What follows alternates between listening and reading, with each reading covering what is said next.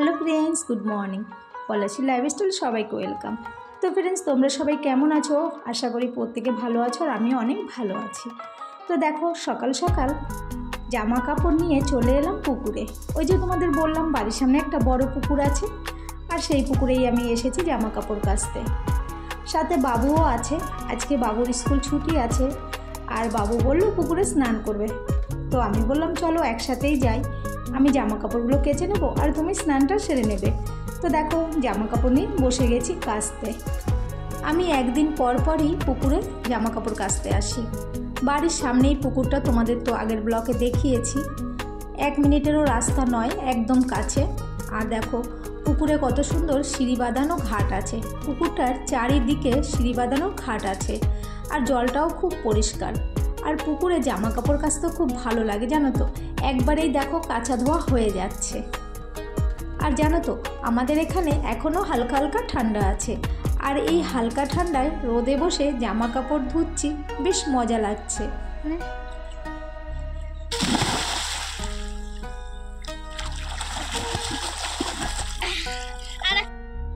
আর তোমরা দেখতেই পেলে ধ্রুব কীভাবে আনন্দ করছে জলের মধ্যে নেমে। ওর খুব মজা লাগছে পুকুরে স্নান করতে।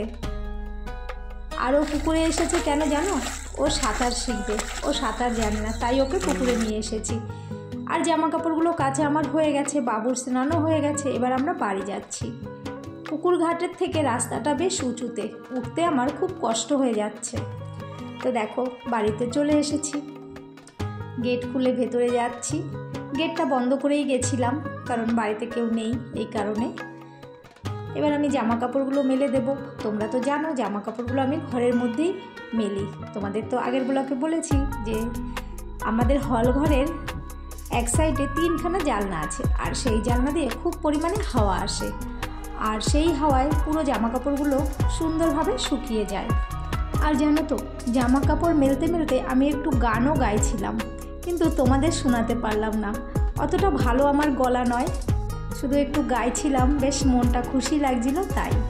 কিন্তু খুশির কারণ আমার জানা নেই, গাইতে ইচ্ছে হলো তাই গাইলাম। তো ফ্রেন্ডস, আমার এই ভিডিও দেশ বিদেশ যে যেখান থেকে দেখছো তাদের অনেক অনেক ধন্যবাদ। আমার নতুন বন্ধুদের কাছে আমার একটাই অনুরোধ, তোমরা প্লিজ আমার চ্যানেলটি সাবস্ক্রাইব করে আমার পাশে থেকো, আমাকে একটু সাপোর্ট করো, একটু ভালোবাসা দিও। আর বাবু পিছন থেকে চেঁচিয়েই যাচ্ছে, খিদে পেয়েছে খিদে পেয়েছে। সকাল থেকে কিছুই খায়নি, আর স্নানও করে নিয়েছে। স্নান করলে খিদেটা একটু বেশি পায়, তাই না? তো সকালে আমি যখন টিফিন বানাচ্ছিলাম রুটি, তখন ওকে জিজ্ঞাসা করেছিলাম যে দুধ রুটি খাবি নাকি? বললো হ্যাঁ খাবো। আর এখন বলছে দুধ রুটি খাবো না, আমাকে ব্যানানা শেক বানিয়ে দাও। আমি তাই চলে এলাম ওর জন্য ব্যানানা শেক বানাতে।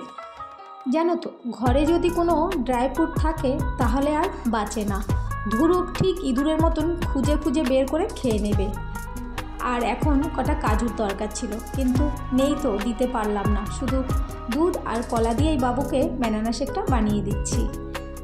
আর জানো তো, ব্যানানা শেক বানানো একদম সহজ, একটুকু ঝামেলা নেই, খুব তাড়াতাড়ি হয়ে যায়।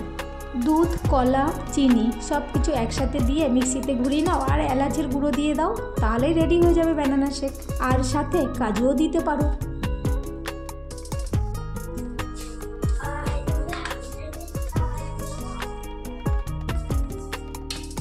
বরফ তো নেই,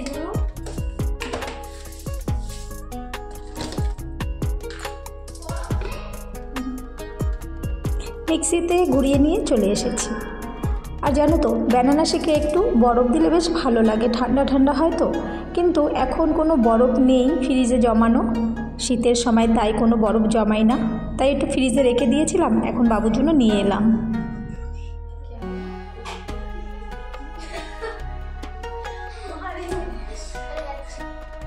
বাবু তো খুব মজা করে খাচ্ছে।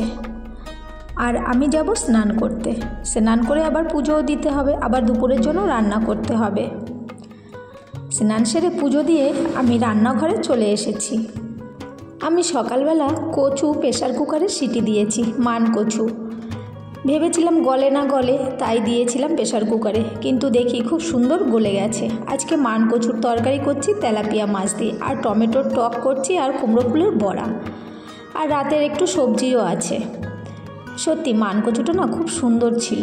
আমি তো ভয়েই পেয়ে গেছিলাম গলে কি গলে না, কিন্তু গলে গেছে।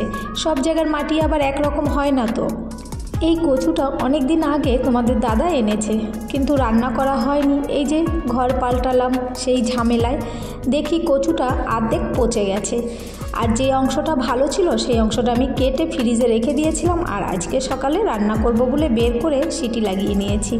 তো দেখো তরকারিটা একদম আমার রেডি হয়ে গেছে, আমি এখন নামিয়ে নেব।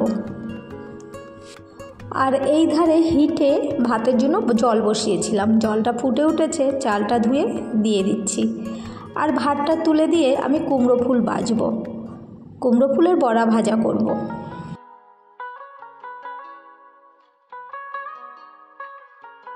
তোমাদের দাদা অনেক দিন আগে এই কুমড়ো ফুলগুলো এনেছিল, কিন্তু বড়া ভাজা হয়নি, আমি ফ্রিজে রেখে দিয়েছিলাম। এই ফুলগুলো এনেছিল ওনার বন্ধুর বাড়ির থেকে। ফুলগুলো তাজাই ছিল, কিন্তু ঘরে থেকে থেকে একটু শুকিয়ে গেছে। তো আমাদের না সবার আবার কুমড়ো ফুলের বড়া খুব পছন্দ, তাই ভাবলাম আজকে কুমড়ো ফুলের বড়াটা বানিয়ে নিই।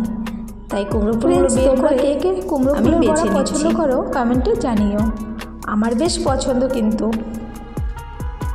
আমরা আগে যে বাড়িটায় থাকতাম ওই বাড়িটায় তো আমি কুমড়ো গাছ লাগাতাম, আর 12 মাসই কুমড়োর ফুল ফুটতো। আর প্রতিদিনই আমি কুমড়োর ফুল ভাজা করে দিতাম আমার ছেলেকে। আমার ছেলে কুমড়ো ফুলের বড়া খুব পছন্দ করে। কুমড়ো ফুলগুলো বাছা আমার হয়ে গেছে, এবার আমি ভালো করে ধুয়ে নেব।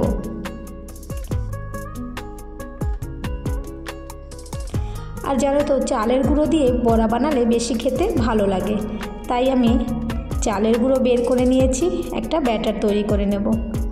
কুমড়ো ফুল ভাজা করতে কোনো ঝামেলাই নেই। আর আমি এই কুমড়ো ফুলগুলো ধুয়ে ধুয়ে ভালো করে ভাজ করে নিচ্ছি।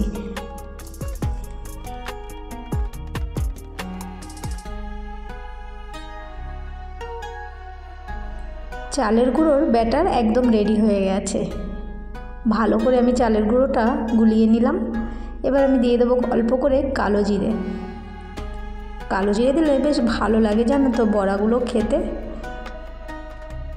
কড়াই আমি চাপিয়েও দিয়েছি, তেল দিয়ে দিলাম।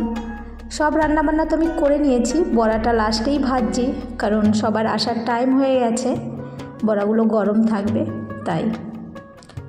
তো একে একে আমি কড়াইতে সব বড়াগুলো ছেড়ে দিচ্ছি। আর জানো তো অনেকগুলো বড়া হয়েছে। আর এই বড়া ভাজা দেখে আমার না মুখে জল চলে এসেছে। ভাবছি কখন ভাজা হবে আর আমি গরম গরম বড়া খাবো। এক ধার ভাজা হয়ে গেছে, এবার আমি উল্টে দিচ্ছি। অন্য ধারটাও ভালো করে ভেজে নেব। চালের গুঁড়ো দিয়ে বড়া ভাজা করলে বেশ বড়াগুলো মুচমুচে হয়, খেতেও বেশ দারুণ লাগে। বড়া ভাজা উল্টে দিয়ে আমি একটু গেটের কাছে চলে এসেছি। দেখতে এলাম বাবু এসেছে কি না। বাবুর আসার সময় হয়ে গেছে, আর তোমাদের দাদাও আসার সময় হয়ে গেছে। তোমাদের দাদা গেছে এক নার্সিংহোমে ওর বন্ধুকে নিয়ে, তো আসতে একটু হয়তো দেরি হবে, কিন্তু বাবু এখনই চলে আসবে। তাই দেখতে এসেছিলাম বাইরে। আর বাইরের পরিবেশটা দেখো কতটা ভালো লাগছে, একদম শান্ত নিরিবিলি পরিবেশ, সামনে গরু ঘাস খাচ্ছে। তো দেখো বড়া ভাজা আমার হয়ে গেছে, এবার আমি কড়াই থেকে তুলে নেব।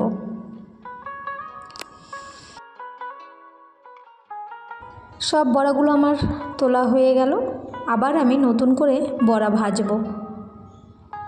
ফ্রেন্ডস, তোমাদের আমার এই ভিডিও কেমন লাগলো অবশ্যই কমেন্ট করে জানিও। আর ভিডিও যদি ভালো লেগে থাকে অবশ্যই একটা লাইক করে দিও। আর চ্যানেলে যারা নতুন আছো চ্যানেলটি অবশ্যই সাবস্ক্রাইব করো, সাবস্ক্রাইব করে আমার পাশে থেকো, আমাকে একটু সাপোর্ট করো, একটু ভালোবাসা দিও। আর দেখো গরম গরম বড়া ভাজা আমি খাচ্ছি। ওই যে বললাম বড়া দেখে আমার মুখে জল চলে এসেছে, তাই ভাবলাম আগে দুটো খেয়ে নিই। গরম গরম গরম গরম খাওয়ার স্বাদই আলাদা। আর জানো তো কুমড়োর ফুলের বড়ার ভেতরটা যেন ঠান্ডাই হতে চায় না, উপরটা তো ঠান্ডা হয়ে যায় আর ভেতরটা একদমই গরম। আর এই গরম বড়া খেতে বেশ দারুণ মজা লাগছে, একদম মুচমুচে। তো ফ্রেন্ডস বাই, দেখা হবে নেক্সট ভিডিওয়ে।